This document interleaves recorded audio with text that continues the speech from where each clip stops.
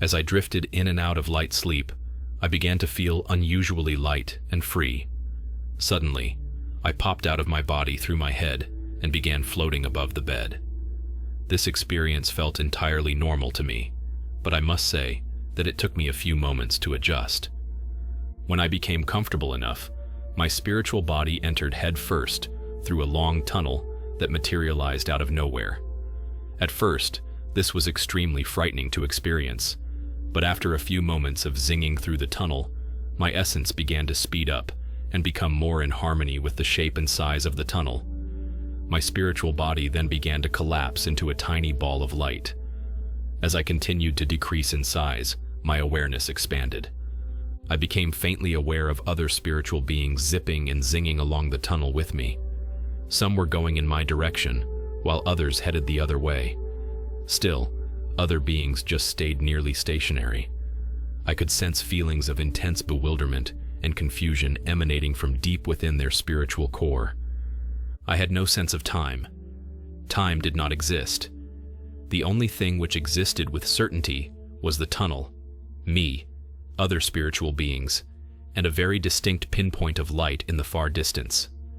As I raced towards it, the light grew in size. The closer I got to it, the better I felt.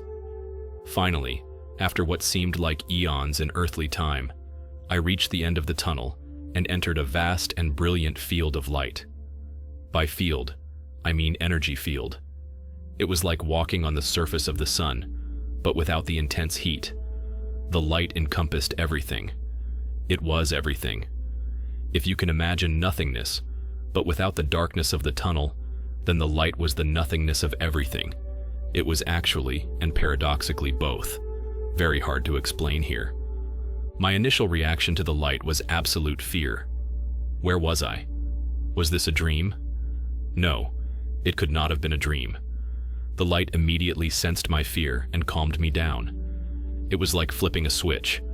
One moment I felt intense fear, and then milliseconds later, I was instantly filled with immense love, happiness, and joy. Perhaps the light altered my vibrational pattern. Perhaps my spiritual core was out of alignment, like a disk drive.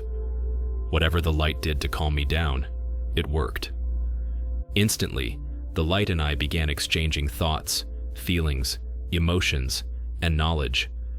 Telepathy is the best word I have for the experience, but even that is not adequate to best describe the experience. If you can imagine two computers swapping data instantaneously, then you've just come a bit closer to understanding what I experienced while in the light. The light asked me a distinct question. What have you done with your life? I thought the question a tad odd, so I asked in return, why am I here? Who are you?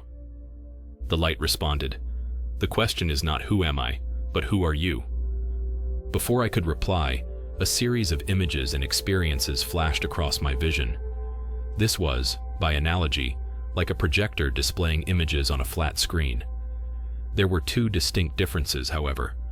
The first difference was that the images were non-sequential. They were not in any specific order.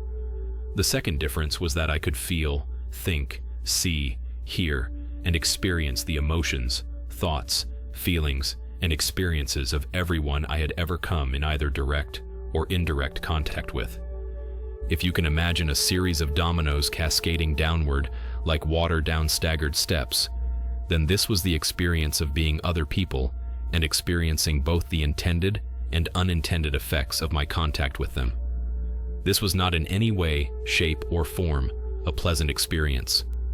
I saw a multitude of opportunities to help people and be loving and kind, but in most instances, I chose to ignore these opportunities and instead focus solely on myself. This was very unsettling, to say the least. Throughout this review process, however, the only entity that judged me was myself. The light did not interject any judgment for or against my earthly actions or inactions. The only thing the light did was pause some scenes and ask me what I thought about my actions. According to the light, the most extraordinary moments of life are not framed by money, work, drugs, alcohol, possessions, or self-gratifying behaviors. Indeed, what we consider trivial actions are highlighted as the most significant in our lives. After I reviewed my short life, the light then asked me if I wanted to progress further into the light and end my earthly experience.